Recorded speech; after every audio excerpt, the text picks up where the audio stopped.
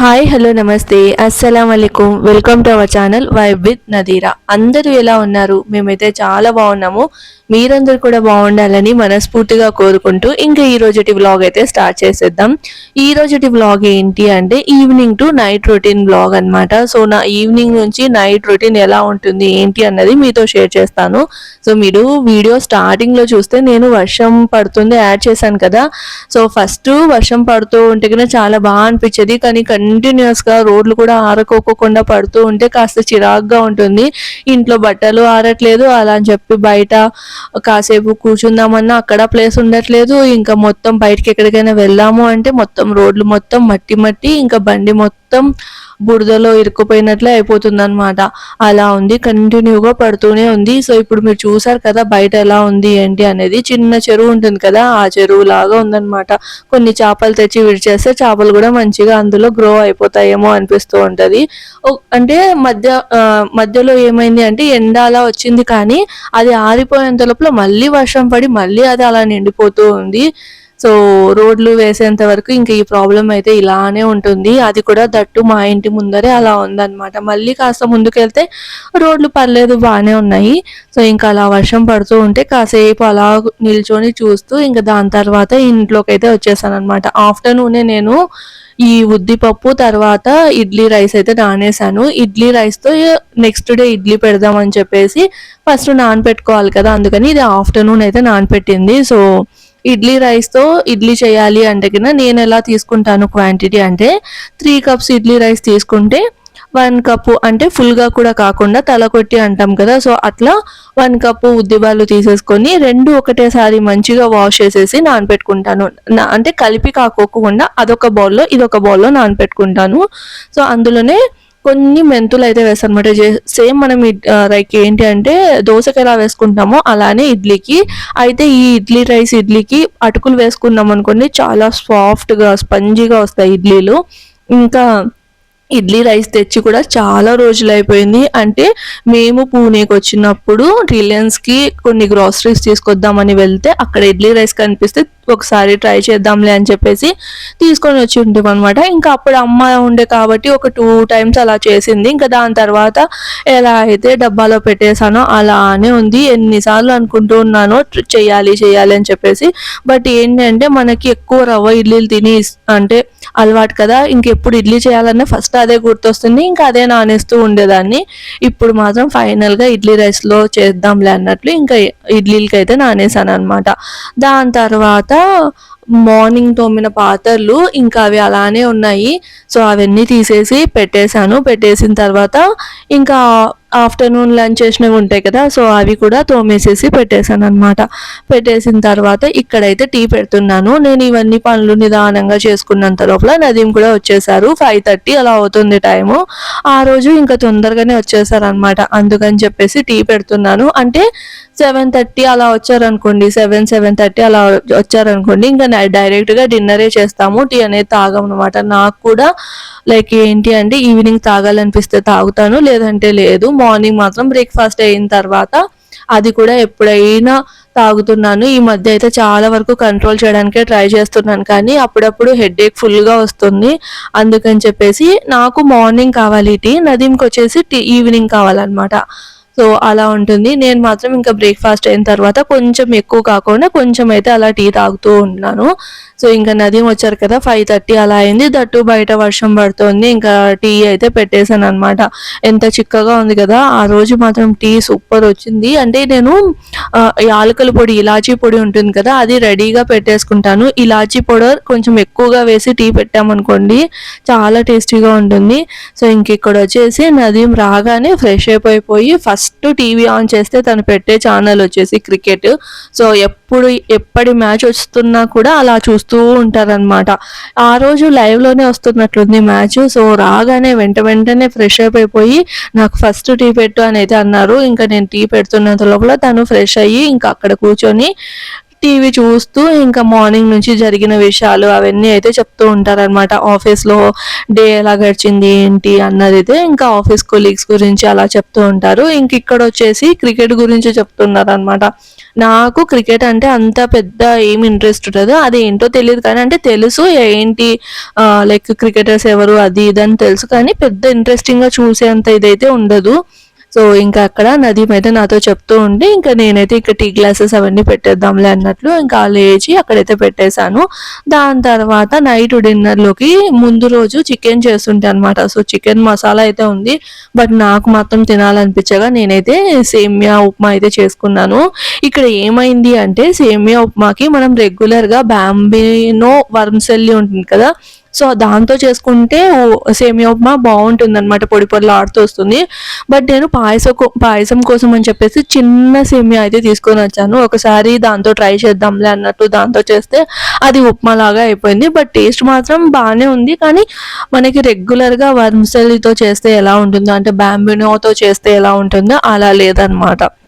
ఇంకా పర్లేదులేండి, అలానో పల్లీలు కాజు ఇవన్నీ ఎక్కువ వేసుకొని తినేసాను అనమాట. దాని తర్వాత ఇంకా డిన్నర్ అయితే చేసేసాము. డిన్నర్ అయిపోయిన వెంటనే నేను కిచెన్ అంతా క్లీన్ చేసేసుకొని ప్లాట్ఫామ్ అదంతా కూడా మంచిగా క్లీన్ చేసేసుకొని ఇంకా లాస్ట్ ఫైనల్గా ఇడ్లీకి అయితే వేసేస్తూ ఉన్నాను అనమాట. అంటే ఇడ్లీ పిండి అయితే వేస్తూ ఉన్నాను. ఫస్ట్ రైస్ అంటే రైస్ నానబెట్టి కూడా ఆల్మోస్ట్ ఒక 5 to 6 hours అయిపోయింది కదా. అదే ఇడ్లీ అనుకోండి, నార్మల్ రవ్వ ఇడ్లీ అనుకోండి, ఇంతసేపు నానబెట్టాల్సిన అవసరం లేదు. బట్ రైస్ తోటి చేస్తున్నాం కాబట్టి కొంచెం ఎక్కువసేపే నానబెట్టాలి. దట్టు ఇడ్లీ రైస్ ఏంటంటే కొంచెం హార్డ్గా ఉంటాయి కదా, ఎక్కువసేపు టైం పడుతుంది అనమాట.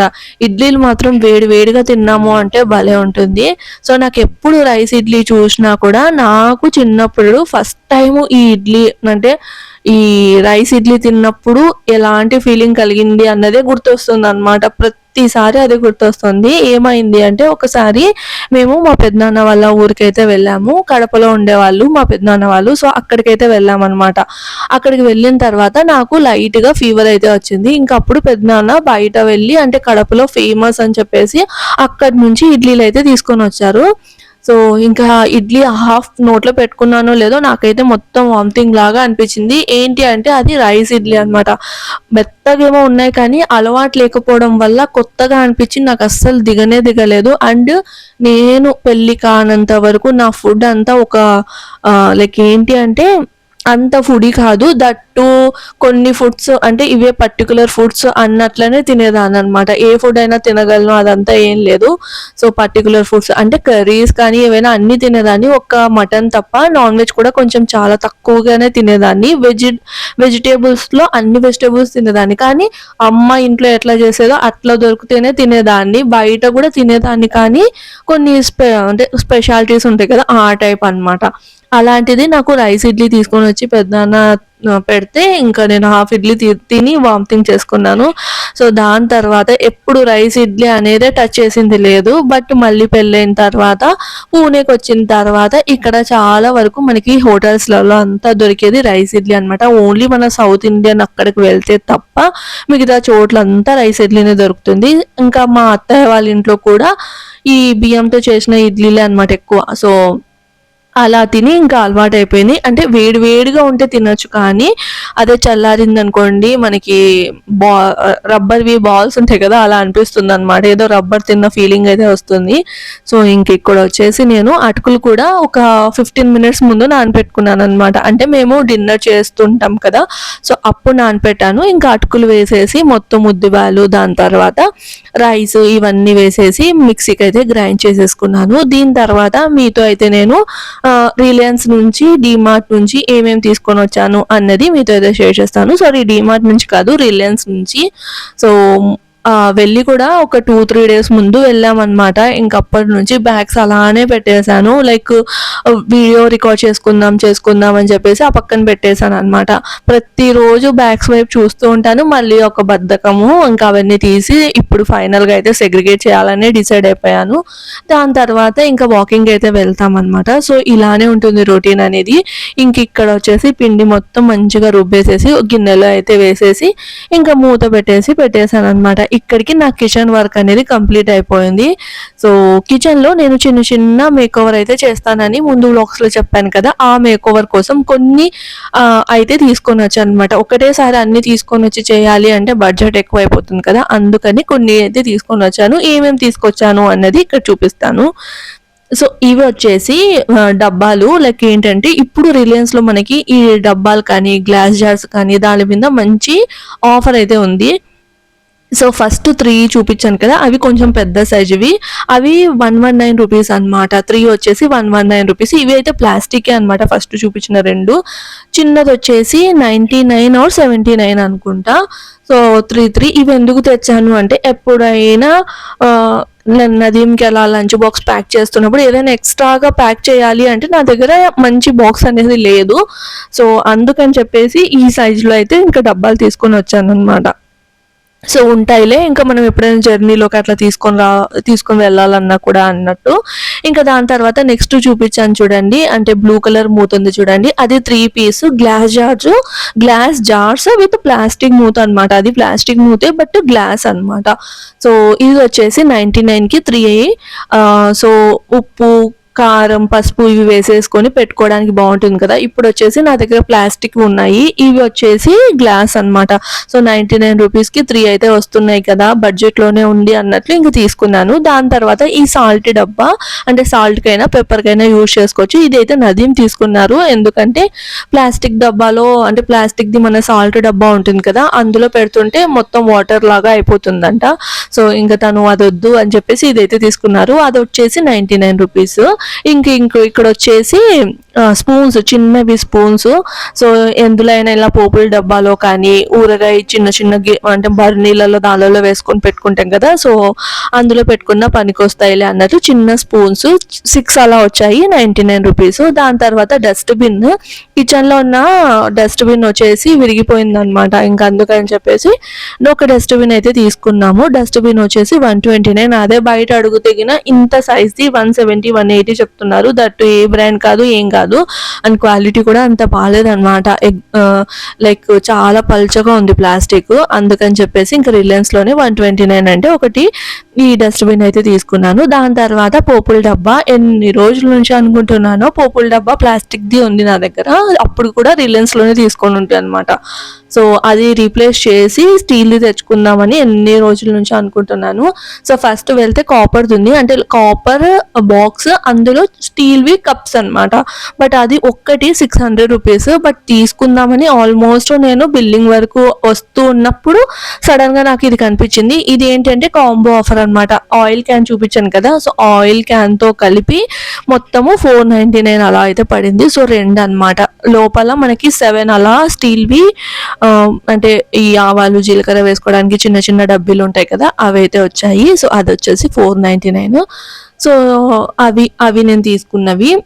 ఇంకా మళ్ళీ ఇంకా పెద్ద పెద్ద గ్లాస్ జార్స్ కూడా తీసుకోవాలనుకున్నాను, కానీ ఇంకా అప్పుడైతే లేవు. అంటే డాడీ మమ్మీ వచ్చినప్పుడు, డాడీ ఒకసారి రిలయన్స్కి వెళ్ళినప్పుడు అప్పుడు తీసుకొని వచ్చారనమాట 99కి 3 అని. నాకు నచ్చి మళ్ళీ నేను నదీం వెళ్ళినప్పుడు తీసుకున్నాము. బట్ డాడీ వాళ్ళు తీసుకెళ్ళినప్పుడు పెద్దవి కూడా ఉండే, కానీ ఇప్పుడు ప్రెజెంట్ అయితే పెద్దవి లేవన్నారు. ఇంకా సర్లే అని చెప్పేసి అక్కడి వరకు తీసేసుకొని మళ్ళీ ఇక్కడ గ్రాసరీస్ అయితే తీసుకున్నాను. గ్రాసరీస్లలో ఓన్లీ అవసరమైనంత వరకే తీసుకున్నాను అనమాట, ఎందుకంటే ఆల్రెడీ ఉన్నాయి.